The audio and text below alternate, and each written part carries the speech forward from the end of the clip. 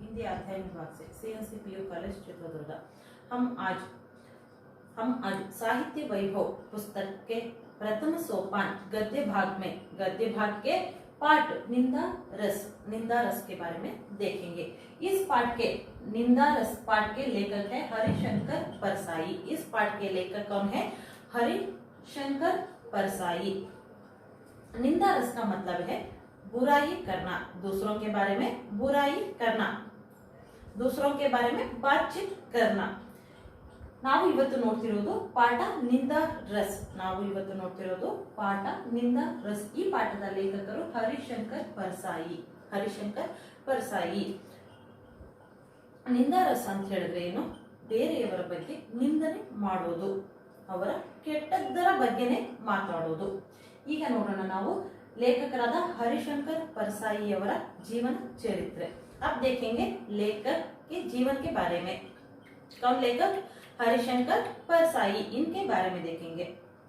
सुप्रसिद्ध हास्य व्यंग्य साहित्यकार हरिशंकर परसाई जी का जन्म मध्य प्रदेश के होशंगाबाद जिले के अंतर्गत जमानी नामक स्थान में 22 अगस्त 1924 को हुआ। इनका जन्म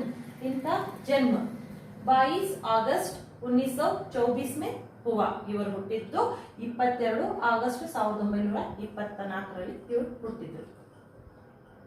प्रारंभ से लेकर स्नातक स्तर तक की शिक्षा मध्य प्रदेश में ही हुआ। इनके शिक्षा मध्य प्रदेश में हुई। प्रारंभ से लेकर स्नातकोत्तर तक इनका शिक्षण कहाँ हुआ? मध्य प्रदेश में हुआ। तदोपरंत नागपुर विश्वविद्यालय से हिंदी में एमए की। तदनंतर स्नातकोत्तर होने के बाद इन्होंने हिंदी में एमए की। आपने खंडाव में 6 माह तक अध्यापन कार्य किया तथा सन 1941 से 1943 तक 2 वर्ष जबलपुर में स्पेस ट्रेनिंग कॉलेज में शिक्षण कार्य वहां पर किया इन्होंने। आप अध्यापन कार्य में कुशल थे। इन्होंने अध्यापन कार्य में बहुत कुशल थे। परसाई जी नियमित रूप से साप्ताहिक हिंदुस्तान धर्म युग तथा अन्य पत्रिकाओं के लिए अपनी रचनाएं लिखते रहे। किस पत्रिकाओं के लिए? साप्ताहिक हिंदुस्तान और धर्म युग, इस पत्रिकाओं को इन्होंने रचनाएं लिख देते थे। आपका निधन, इनका निधन 10 अगस्त 1995 में इनका मरण हुआ। इनका निधन 10 ಆಗಸ್ಟ್ 1995ರಲ್ಲಿ ಇವರ ನಿಧನ ಆಯಿತು। प्रमुख रचनाएं, इनके प्रमुख रचनाएं कहानी संग्रह। इनके कहानियां हैं हंसते हैं रोते हैं जैसे अनेक दिन फिरे। इनके प्रमुख कहानियां हैं हंसते हैं रोते हैं जैसे उनके दिन फिरे। उपन्यास रानी नागफनी की कहानी। उपन्यास है रानी नागफनी की कहानी। उपन्यास है रानी नागफनी की कहानी। जैसे उनके कहानी तट की खोज। निबंध संग्रह। अब निबंध संग्रह। तब की बात और थी, भूतों के पांव पीछे, बेईमानी की परत, पगडंडियों का जमाना, सदाचार का तावीज, शिकायत मुझे भी है और अंत में प्रस्तुत व्यंग्य रचना निंदा रस एक सुंदर कलाकृति है। प्रस्तुत इसका मतलब आपके पुस्तक में क्या पाठ निंदा रस है, इसके बारे में, इस पाठ में क्या कुछ है, इसके बारे में इन्होंने बता रहे हैं। निंदा रस एक सुंदर कलाकृति है। लोग एक दूसरों के प्रति ईर्ष्या भाव से निंदा करते हैं। एक दूसरों के प्रति लोग ईर्ष्या भाव से निंदा करते हैं। कुछ लोग अपने स्वभाव वश आकरण ही निंदा करने में रस लेते रहते हैं तथा कुछ लोग अपने आप को बड़ा सिद्ध करने के लिए, कुछ लोग अपने आप को बड़ा बनाने के लिए दूसरों की निंदा करने में लगे रहते हैं। ऐसे निंदकों पर हरिशंकर परसाई जी ने करार प्रहार किया है। ನಾವು ಇವತ್ತು ನೋಡ್ತಿರೋದು ಯಾವುದು ಪಾಠ? ನಿಂದಾರಸ್ ಅರ್ಥ ನಿಂದನೆ ಮಾಡುವುದು, ಬೇರೆಯವರ ಬಗ್ಗೆ ಕೆಟ್ಟದಾಗಿ ಮಾತಾಡುವುದು। लोग एक दूसरे पर प्रति ईर्ष्या भाव से निंदा करते हैं। ईर्ष्या भाव से बुराई उनके बारे में, बुराई के बारे में ही बात करते हैं। ಜನಗಳು ಒಂದ್ ಕಡೆ ಸೇರ್ಕೊಂಡ್ರೆ, ಅಕ್ಕಪಕ್ಕದವರು ಒಂದ್ ಕಡೆ ಸೇರ್ಕೊಂಡ್ರೆ ಏನ್ ಮಾಡ್ತಾರೆ? ಬೇರೆಯವರ ಬಗ್ಗೆ ನಿಂದನೆಯನ್ನೇ ಮಾಡ್ತಿರ್ತಾರೆ। ಅದರ ಬಗ್ಗೆನೇ ಇವರು ಒಂದು ಪಾಠವನ್ನ ರಚನೆ ಮಾಡಿದ್ದಾರೆ। कुछ लोग अपने स्वभाव वश आकरण ही निंदा करने में रस लेते रहते हैं। इनको निंदा करने से ही अच्छा लगता है। ಬೇರೆಯವರ ಬಗ್ಗೆ ನಿಂದನೆ ಮಾಡೋದ್ರಿಂದನೇ ಇವರಿಗೆ ತುಂಬಾ ಒಳ್ಳೆ ಮನಸ್ಸಿಗೆ ಖುಷಿ ಕೊಡುತ್ತೆ, ಅದರಿಂದ ನಿಂದನೆಯನ್ನು ಮಾಡ್ತಿರ್ತಾರೆ। तथा कुछ लोग अपने आप को बड़ा सिद्ध करने के लिए दूसरों को निंदा करने में लगे रहते हैं। ಇಲ್ಲಾಂದ್ರೆ ಬೇರೆಯವರ ಹತ್ತಿರ ನಾವು ದೊಡ್ಡವರು ಅನ್ನೋದಕ್ಕೋಸ್ಕರ ಇವರು ಅವರ ಬಗ್ಗೆ ನಿಂದನೆಯನ್ನ ಮಾಡ್ತಿರ್ತಾರೆ। ऐसे निंदकों पर हरिशंकर परसाई जी ने करार प्रहार किया है। मनुष्य के सहज गुण है निंदा करना। ಮನುಷ್ಯರ ಸಹಜವಾದಂತಹ ಗುಣ ಇದು ನಿಂದನೆ ಮಾಡುವುದು। ಅದರ ಬಗ್ಗೆನೇ ಇವರು ಒಂದು ವ್ಯಂಗ್ಯವಾದ ಹಾಸ್ಯಕ್ಕೆ ಸಂಬಂಧಿಸಿದಂತೆ ಒಂದು ಪಾಠವನ್ನು ರಚನೆ ಮಾಡಿದ್ದಾರೆ।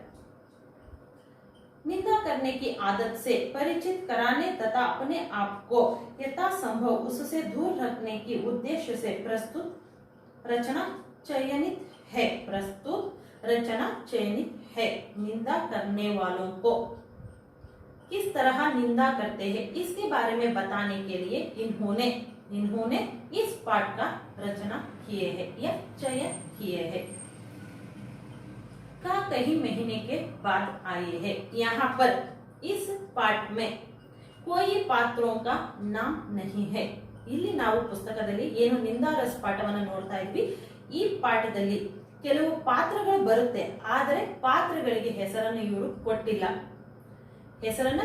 ನಿಮ್ಮ ನಮ್ಮ ಹಿಂದಿ ವರ್ಣಮಾಲೆಯಲ್ಲಿ ಏನು ವರ್ಣಗಳಿದೆ ಅದರ ಮುಖಾಂತರನೇ ಇವರು ಪಾತ್ರದ ಪರಿಚಯವನ್ನು ಈ ಪಾಠದಲ್ಲಿ ಕೊಡ್ತಿದ್ದಾರೆ। इस पाठ में कुछ पात्र आते हैं लेकिन पात्रों के नाम नहीं दिए हैं। हिंदी में आने वाली वर्णमाला के कुछ वर्णों के खा, खा, घा इस तरह नाम देकर पाठ का पूरा अध्ययन किए हैं, पाठ को रचना किए हैं। ಏನು ಹಿಂದಿ ವರ್ಣಮಾಲೆಯಲ್ಲಿ ಬರುವಂತಹ ಖ, ಖ, ಘ ಇದರ ಮುಖಾಂತರನೇ ಈ ಪಾಠವನ್ನ ರಚನೆ ಮಾಡಿದ್ದಾರೆ। ಎಲ್ಲೂ ಯಾರ ಹೆಸರನ್ನು ಇಲ್ಲಿ ಕೊಟ್ಟಿಲ್ಲ। ನಾವು ಈ ಪಾತ್ರಗಳ ಮುಖಾಂತರ, ಈ ವರ್ಣಗಳ ಮುಖಾಂತರನೇ ಈ ಪಾಠವನ್ನ ನಾವು ಅರ್ಥ ಮಾಡ್ಕೋಬೇಕು। ಖ, ಖ, ಘ।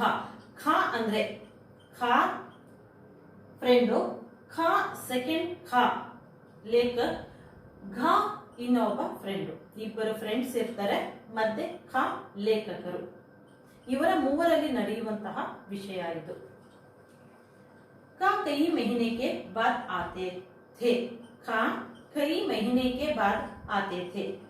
खा एक पात्र है इस पाठ में। खा ಒಬ್ಬರು ಮನುಷ್ಯರು, ಇಲ್ಲಿ ಹೆಸರು ಕೊಟ್ಟಿಲ್ಲ, ಖಾ ಇಂದಾನೆ ಪರಿಚಯ ಆಗ್ತಿದ್ದಾರೆ। इस पाठ में पात्र का नाम नहीं है। वर्णमाले की वर्ण खा से ही परिचित है। खा कई महीने के बाद लेखक के पास आते हैं। खा कई महीने के बाद आते हैं। सुबह चाय पीकर अखबार देख रहा था कि वे तूफान की तरह कमरे में घुसे। साइक्लोन की तरह मुझे अपनी भुजाओं में जकड़ा तो मुझे धृतराष्ट्र की भुजाओं में जकड़े भीम की पुतले की याद आ गई। खां कई महीने के बाद आकर लेखक के घर पर आते हैं. ಖಾ ಅನ್ನುವವರು ತುಂಬಾ ದಿನಗಳ ನಂತರ, ತುಂಬಾ ತಿಂಗಳಿನ ನಂತರ ಲೇಖಕರಾದಂತಹ ಖಾ ಅವರ ಮನೆಗೆ ಬಂದ್ಬಿಟ್ಟು ಅವರಿಗೆ ಮಾತಾಡೋದಕ್ಕೋಸ್ಕರ ಅವರ ಮನೆಗೆ ಬರ್ತಾರೆ. सुबह चा पीकर अखबार देख रहा था कि वे तूफान की तरह कौन आया.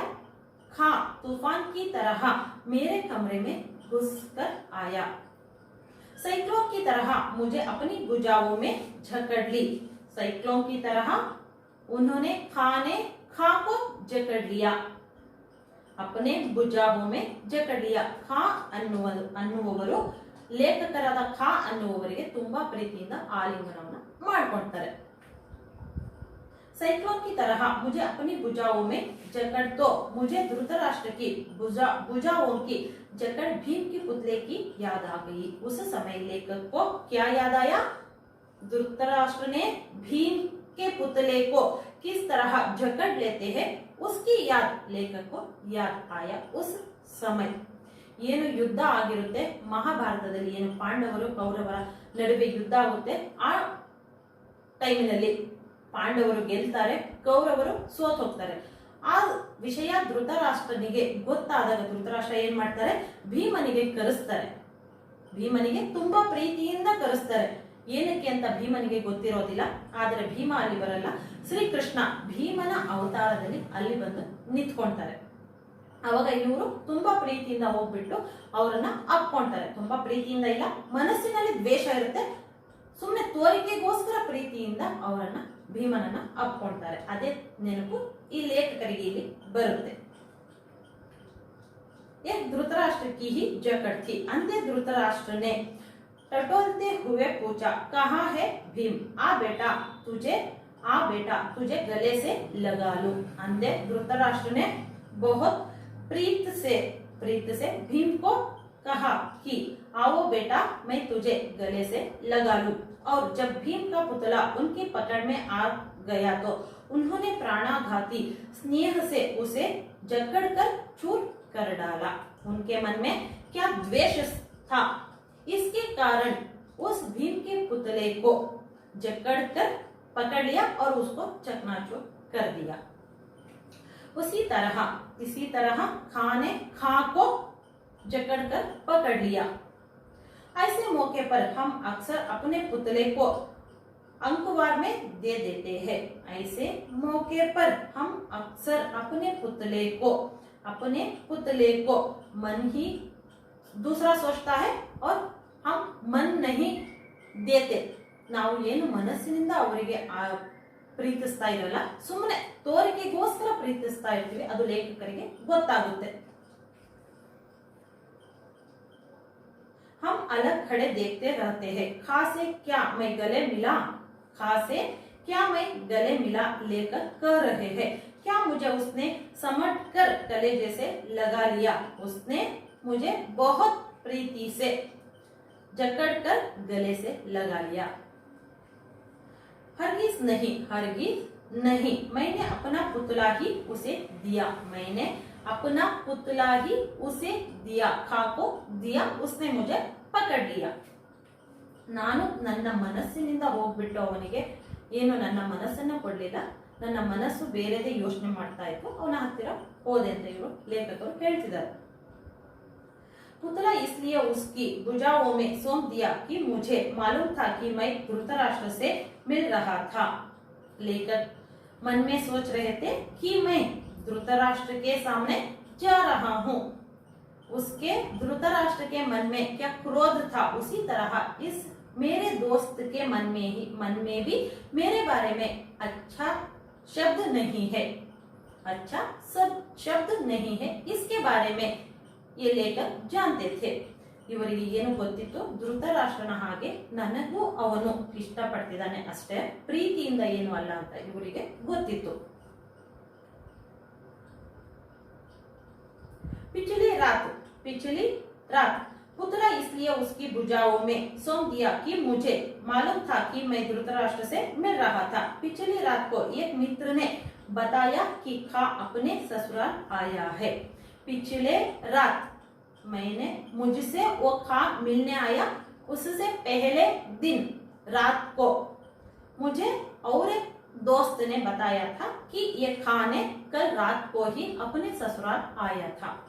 ಈ ಲೇಖಕರಿಗೆ ಘ ಅನ್ನುವನು ಬಂದ್ಬಿಟ್ಟು ಖ ಖ ಘ ಖ ಖ ಘ ಮೂವರು ಫ್ರೆಂಡ್ಸ್ ಇಲ್ಲಿ ಖ ಅನ್ನುವವನು ಮೊದಲಿನ ರಾತ್ರಿನೇ ಬಂದ್ಬಿಟ್ಟಿದ್ದಾನೆ, ತಮ್ಮ ಮಾವನ ಮನೆಯಲ್ಲಿ ಇದ್ದಾನೆ. ಅದು ಸೆಕೆಂಡ್ ಖಾಗೆ ಗೊತ್ತಿರೋದಿಲ್ಲ, ಲೇಖಕರಿಗೆ ಗೊತ್ತಿರೋದಿಲ್ಲ. ಘ ಈ ವಿಷಯ ಬಂದ್ಬಿಟ್ಟು ಇವರಿಗೆ ತಿಳಿಸಿರ್ತಾರೆ.